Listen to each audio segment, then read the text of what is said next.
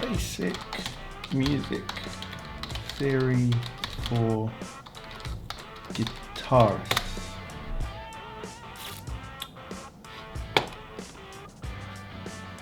Yep, the 4-step system for rapid progress.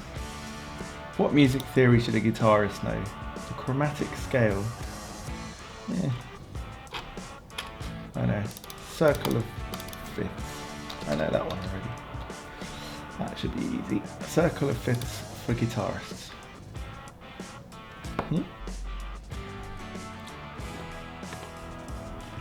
Uh-huh.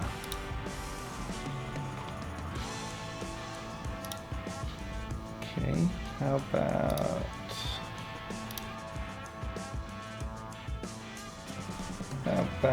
diminished chord guitar?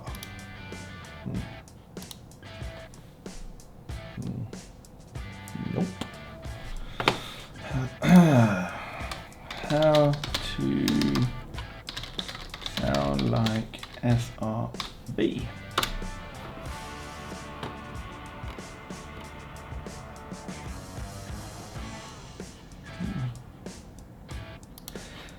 Strat style, yep. Yeah. It's a pedal. That's what I need.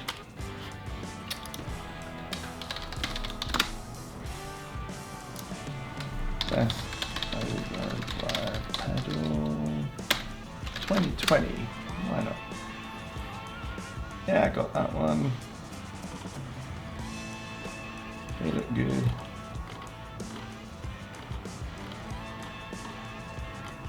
Oh,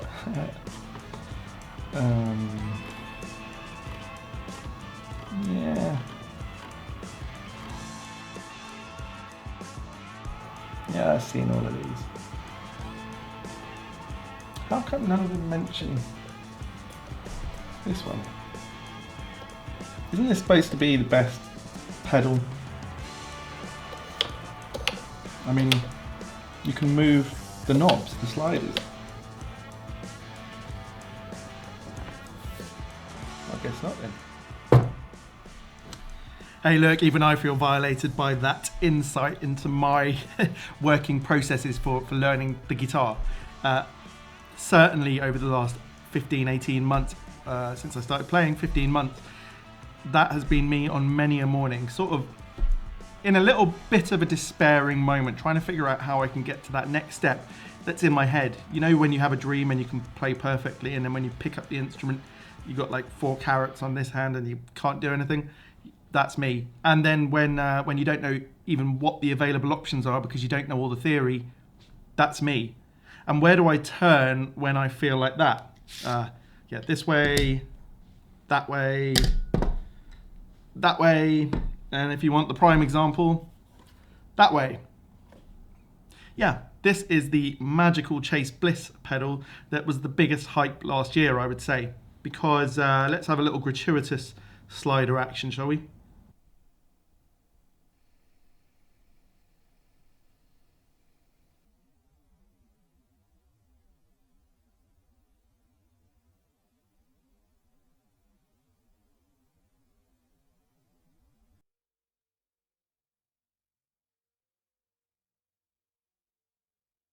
Yeah, because those guys at Chase Bliss are geniuses. It sounds fantastic. It looks fantastic.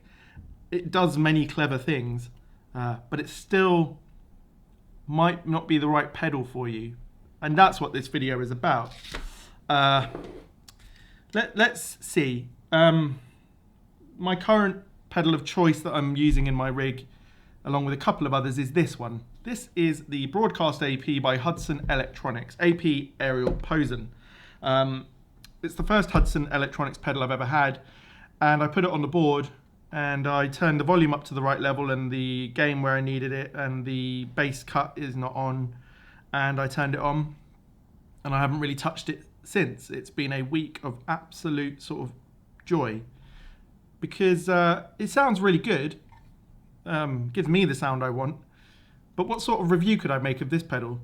If you put it here, it sounds like that. If you put it there, it sounds like that. If you put it there, it sounds like that. If you put it there, it sounds like that. If you put it there, it sounds like that. Well, this is the thing. I'm not going to be doing that anymore. That's me of the past, where I would take a pedal, fantastic as it might be, and I wanted to show you every possible sound that could come out of it. And for half an hour, I would sit there. And let me get this out of the way. I enjoyed that at the time. That wasn't me just going through the motions trying to build a channel up.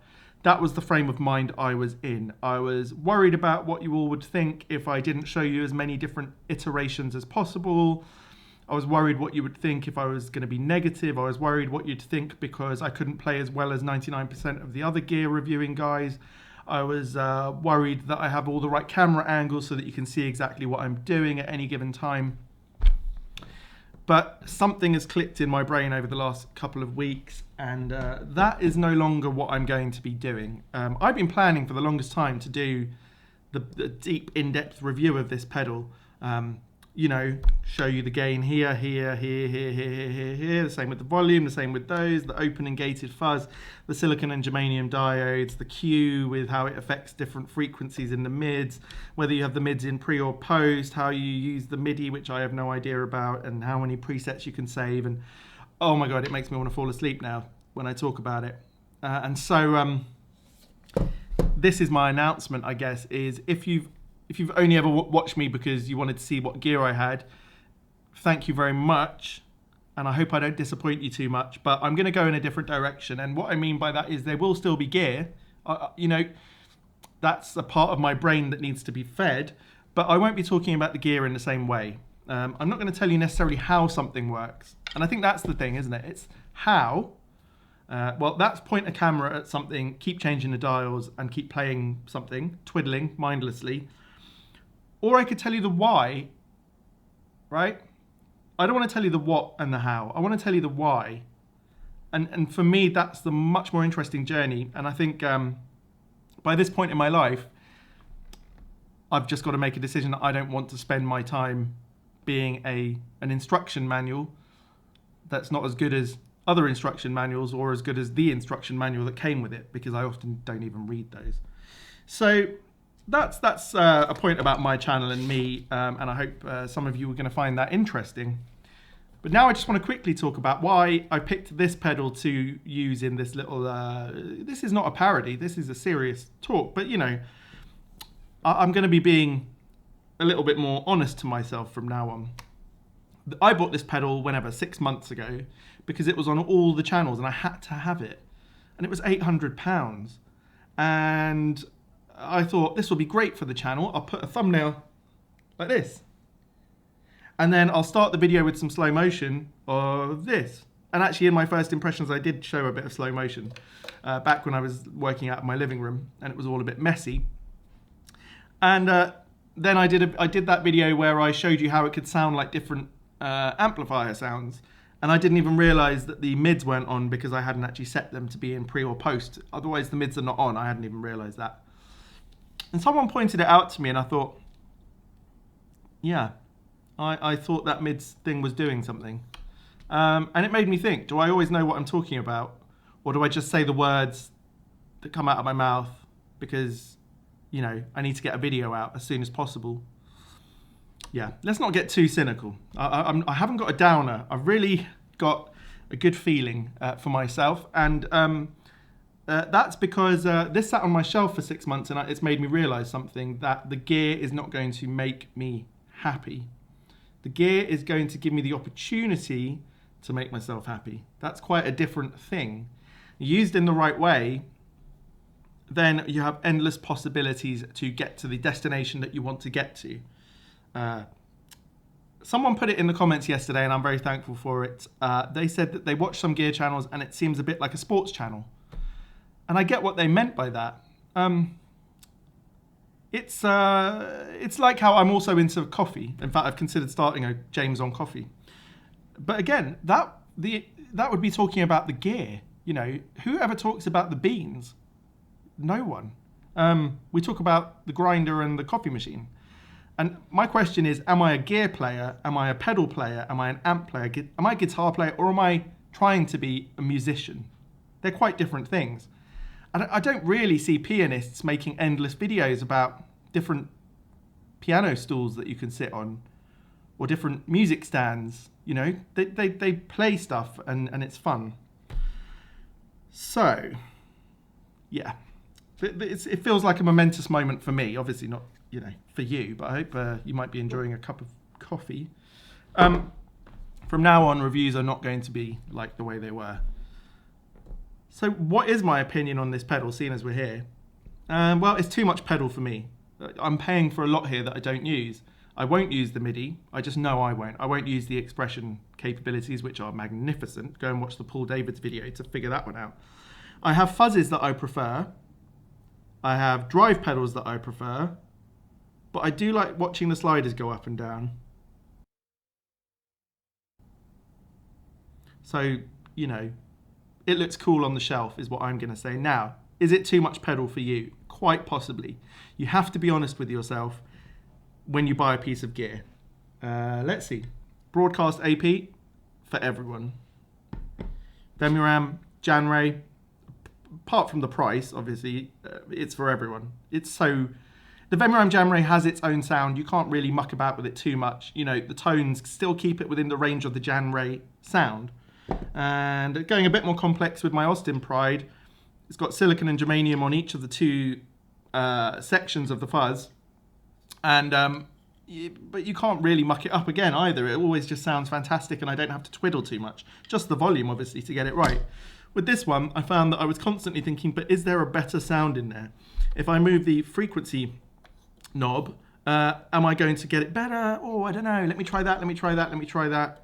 And then I still not played anything. And that's the thing, isn't it? That this gear is a tonic to the inability of myself to sit down and really go through the hard graft of learning the diminished chord or the augmented chord or another scale or, you know, whatever, to get better at working to a metronome. So, yeah, I think I've been clear enough. I hope this doesn't put all of you off. I'm really enjoying growing this channel. I just want to grow it in a different way, and I felt better doing it now, and it's just come naturally, while I've got nearly 2,000 subs, rather than if I was to get to 10 or 20 or 30,000 subs, suddenly I've got a whole lot more people to annoy by changing tack. But that's what's going to happen. Videos that I might do next could be, for example, what gear would Jimi Hendrix use now if he was around now? And again, I like that sort of topic because I would think about him as a man and a person and how he would approach the current plethora, amazing amount of things that we have. Or how could you be original in a post-Stevie Ray Vaughan world? It's really difficult, isn't it? If you love the sound of that Stevie Ray Vaughan, if you love the sound of Stevie Ray Vaughan, it's really hard to not just twiddle around in the pentatonic thinking, oh yeah, I sound a bit like him, especially if I buy the right pedal. Now, if you see some of yourself in that, I see a lot of myself in it. Obviously, that's how I've come to this conclusion. And let me finish by saying that this isn't meant to upset anyone, but I've spent a year collecting gear. Collecting being the operative word there. In a lot of cases, it was me being a magpie. Oh, doesn't that look nice? And you'll see I've got an embarrassment of riches and toys behind me. And that's taught me that I think you have to get to this point of the journey by yourself. Me saying, don't buy that, don't buy that, don't buy that is not going to work if you're in that frame of mind. So I would say, go ahead and within your means, enjoy everything you can, and then don't forget to come back to the music. And that's what we're here for. Now, if that isn't your cup of tea, then I'm sorry.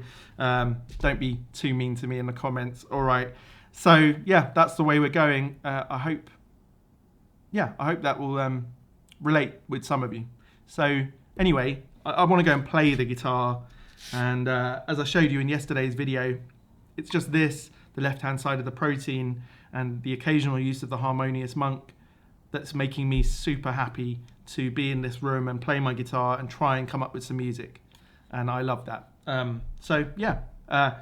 Lastly, don't forget to enter my giveaway by subscribing to the channel. Subscribe publicly, and then when I hit 2,500 subs, I'm going to give this away.